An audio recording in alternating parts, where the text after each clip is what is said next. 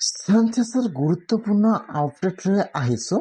যিসকলে চেঞ্চাছৰ কাৰণে অনলাইনত এপ্লাই কৰা নাই বা অনলাইনত ফৰ্ম ফিল আপ কৰা নাই, এতিয়া সেইসকলৰ কি হ'ব, বা যদি আপোনালোকে চেঞ্চাছটো অনলাইনত ফিল আপ কৰা নাই, বহুতে কিন্তু ফিল আপ কৰা নাই, এতিয়া আপোনালোকে কি কৰিব লাগিব? যিহেতু বৰ্তমান ৱেবছাইটটো বন্ধ কৰি দিয়া হৈছে, এতিয়া আপোনালোকে কেনেকুৱাকৈ চেঞ্চাছটো কৰিব লাগিব বা কেনেকুৱাকৈ আপোনালোকে প্ৰশ্নৰ উত্তৰবোৰ দিব লাগিব, মই আজি এইটো ভিডিঅ'ত আপোনালোকক সম্পূৰ্ণ প্ৰচেছ দেখুৱাই দি আছোঁ।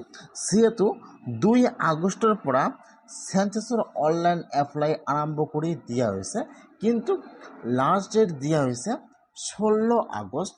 আপোনালোকে কিন্তু 16 আগষ্টৰ ভিতৰতে অনলাইনত এপ্লাই কৰিব পাৰিলে হয়, কিন্তু যেহেতু 16 আগষ্ট পাৰ হৈ গৈছে, যদি আপোনালোকে চেঞ্চাছৰ কাৰণে অনলাইনত এপ্লাই কৰা নাই, তেনেহ'লে এতিয়া আপোনাৰ চেঞ্চাছটো হ'ব নে নহ'ব, বা এতিয়া আপোনালোকে কেনেকৈ চেঞ্চাছটো কৰিব লাগিব, সম্পূৰ্ণ প্ৰচেছ জনাই দি আছোঁ, জানি ল'ব।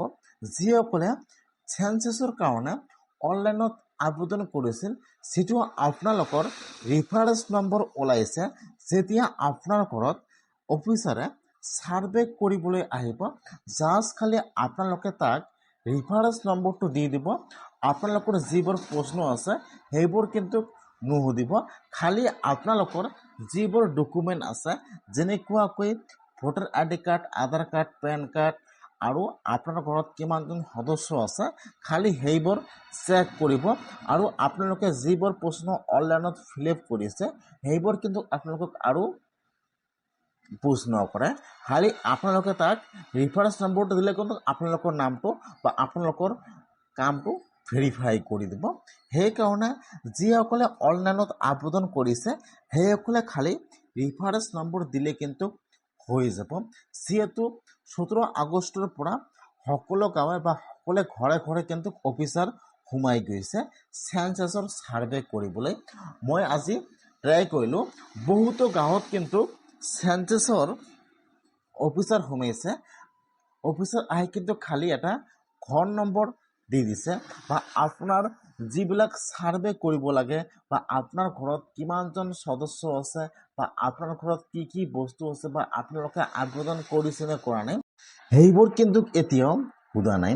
বা এইবোৰ যে আপোনালোকৰ যেতিয়া যিটো ছাৰ্ভে কৰিব লাগে, এতিয়াও কিন্তু ছাৰ্ভে কৰা নাই। খালি প্ৰতিটো গাঁৱৰ ঘৰে ঘৰে আহি জাষ্ট খালি এটা ঘৰ নম্বৰ দি দিছে, বা এইটো আপোনাৰ ঘৰ নম্বৰ, বা এইটো আপোনাৰ ঘৰ নম্বৰ। এতিয়া কথা হ'ল, যিসকলে অনলাইনত আবেদন কৰিছে, সেইসকলে ভাবি আছে যে মই অনলাইনত আবেদন কৰিছোঁ, মোৰ এপ্ৰুভ হৈ গৈছে, বা যিসকলে অনলাইনত আবেদন কৰা নাই, সেইসকলে ভাবি আছে যে মোৰ এইবাৰ ছাৰ্ভে নহয় নেকি।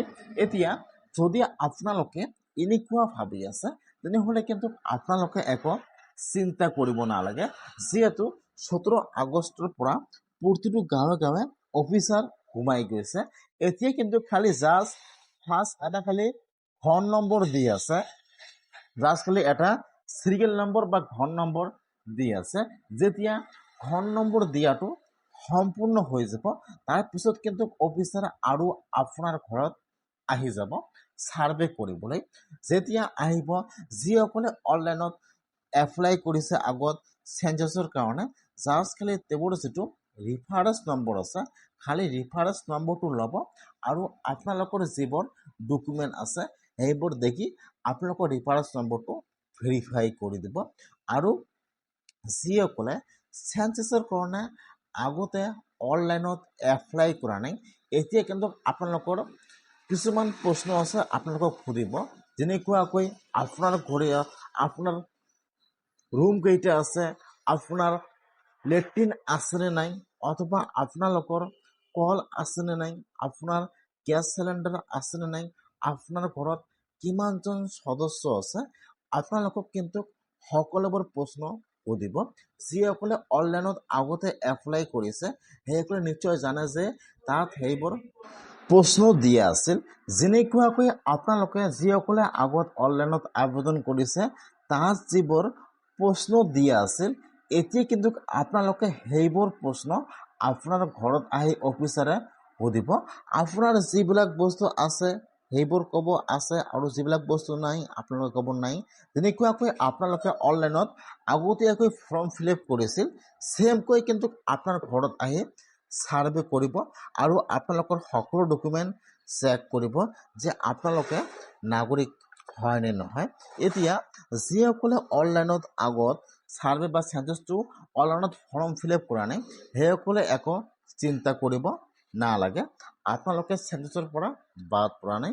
এতিয়া আপোনাৰ ঘৰত আহি যিবোৰ আগতীয়াকৈ অনলাইনত এপ্লাই কৰিছিল, আপোনাৰ ঘৰত অফিচত আহি সেইবোৰ প্ৰশ্ন আপোনালোকক সুধিব।